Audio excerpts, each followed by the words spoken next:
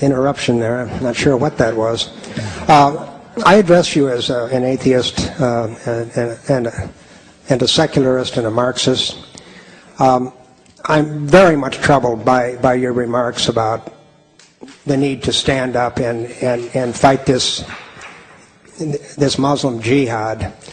I have no time for oppressive religion of any stripe, but I think you are well aware of the long history of crimes committed by the British government in Iraq, the United States government in Vietnam, and today in Iraq and Afghanistan. And I'm wondering how you can possibly say that it is Western civilization, the civilization of the colonizers and the oppressors, who do it all, of course, in the name of liberation and democracy, how this is not the fundamental problem, rather than what you call the jihad of what I consider to be the response to the crimes of U.S.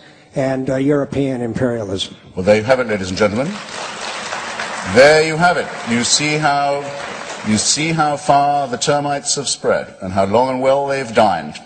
When someone can get up and say that in a meeting of unbelievers, that the problem is Western civilization, not the Islamic threat to it.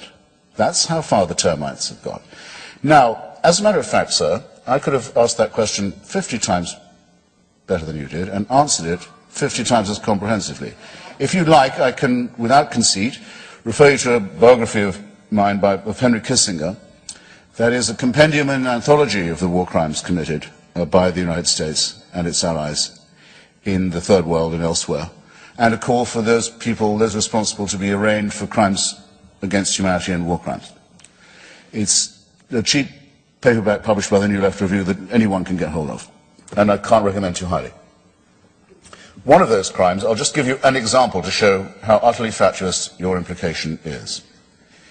One of those crimes was the arming and training of the Indonesian armed forces to take over the Republic of East Timor. Some of you are no doubt aware of this terrible atrocity. It's one of Noam Chomsky's best campaigns in writing, leading to the very near physical extirpation of the people of East Timor. A genocide more comprehensive than Cambodia, taking place a little afterwards, with our weapons, with our diplomatic protection, and with the endorsement of Kissinger and Ford. Hands up those who roughly remember this. Okay, not as good as I'd have liked, but still, and sad, but bear it in mind and look it up. Now, what are some of the items of the Al-Qaeda bin Laden manifesto? Well, oddly enough, and this was to my surprise, I thought it would be lower down. Item 3 in the charge against the West is that it reversed course on East Timor,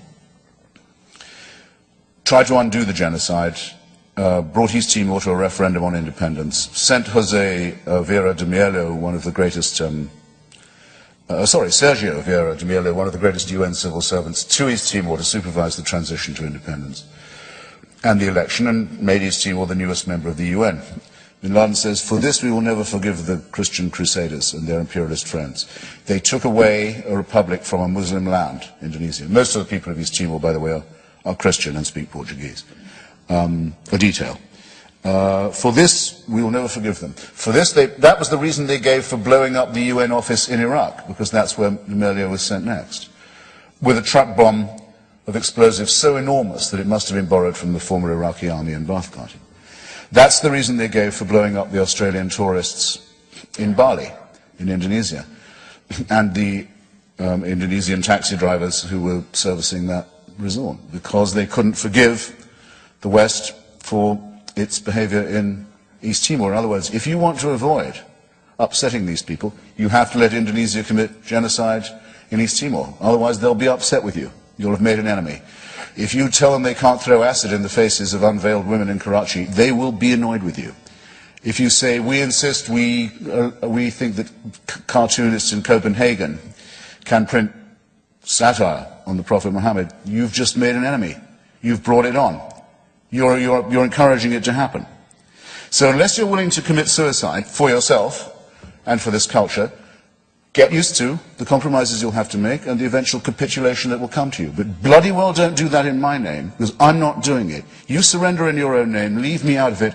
I'm going to fight these people and every other theocrat all the way. All the way.